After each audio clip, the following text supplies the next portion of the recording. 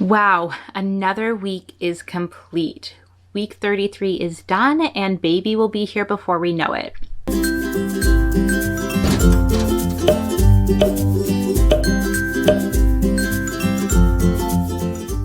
This last week felt like super crazy busy to me and really seems to have just flown by. I've had appointments and then I've been working and trying to get some extra cleaning done because nesting, and then also of course trying to catch up on sleep or get a little bit of extra sleep. Well, I've been busy with all that. I'm sure baby has been doing her own stuff as well. This last week she grew to around the size of some celery, which is very close to her size previously. She was around 17 inches.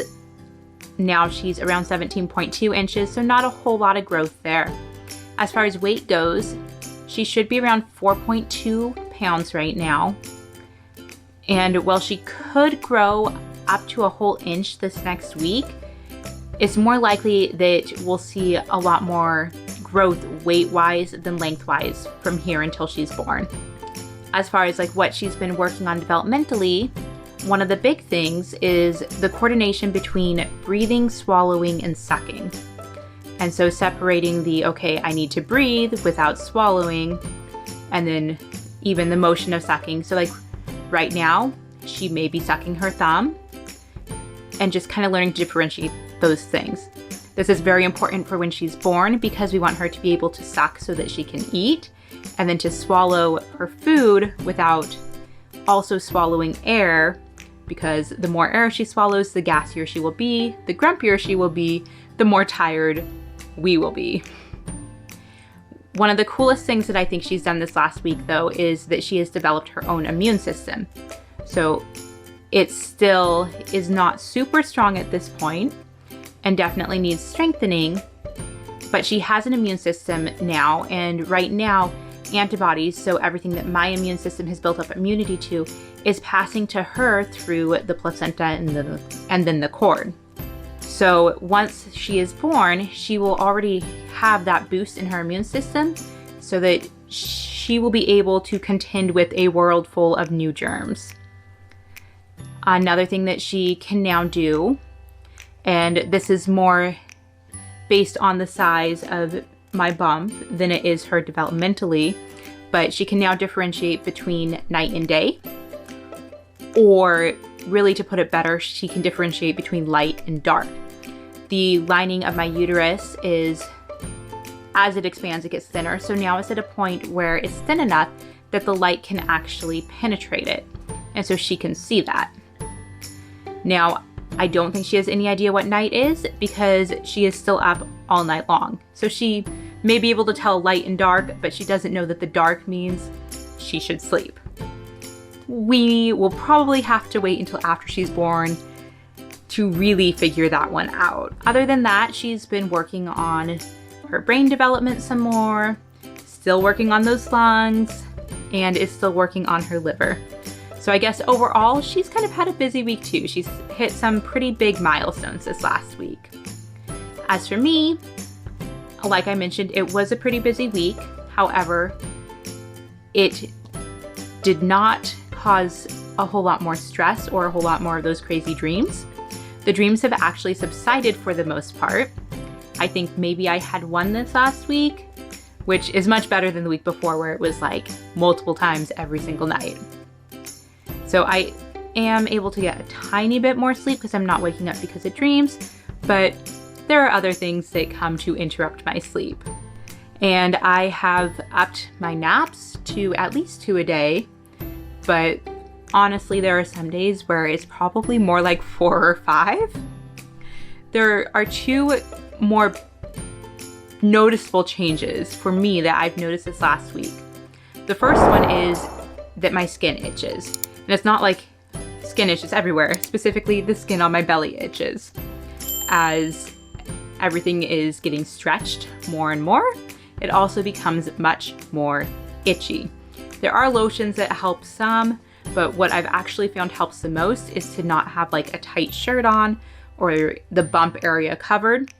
And so I'll either wear looser shirts, or if I'm at home and nobody's coming over, I just do a sports bra and letting the air on that skin usually keeps it from feeling nearly as itchy.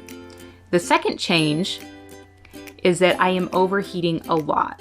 So while I do still wake up a lot to go to the bathroom, that's not going to change until after the baby's born. I'm also now waking up just because I am so boiling hot. This has also changed how we do the heat in our house. My husband will come home and think it's cold, but I will be boiling hot. And then we always have a blanket available because I may go from that boiling hot to being cold like 5 seconds. So I usually dress more for the summer, even though it's winter. And then if I get cold, I snuggle up in a blanket. I also did experience my first bout of some heartburn this last week, which really sucked. Thankfully, it didn't last long. But to anyone out there who has heartburn, pregnant or not, I am so sorry. It is definitely uncomfortable and honestly more painful than I thought it would be. And I didn't even have it that bad. I also have had a lot worse lower back pain this week, and I think that has to do with baby shifting position, which has put a lot more pressure on my lower back and then my hips, especially on the right side because that's where she tends to hang out. I do have some stretches that my midwife gave me that I can do that help some.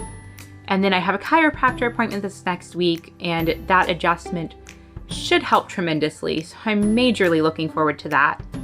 I did have both a midwife and a doctor appointment this last week, and both went good. As far as they can tell, everything looks good.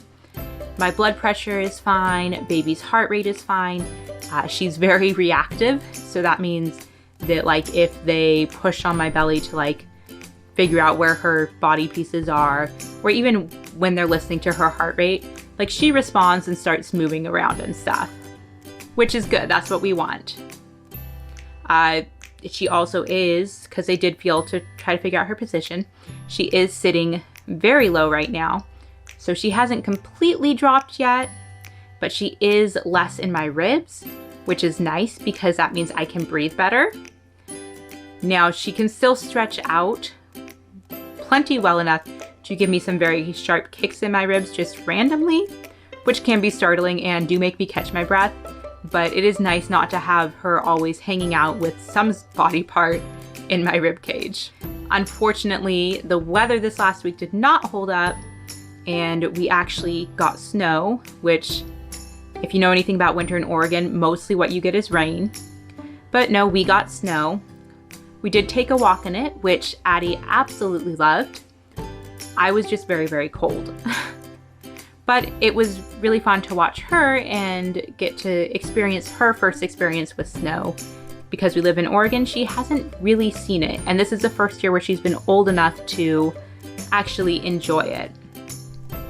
As for this next week, baby's gonna keep growing. And like I mentioned, I have a chiropractor appointment. I'm mostly hoping that it goes a little bit slower and that we're able to get more done around our house and that I'm able to get more rest in. But we'll see what next week holds. If you enjoyed this update, make sure that you hit the like button down below and don't forget to subscribe so you get those future updates. And we will see you next time.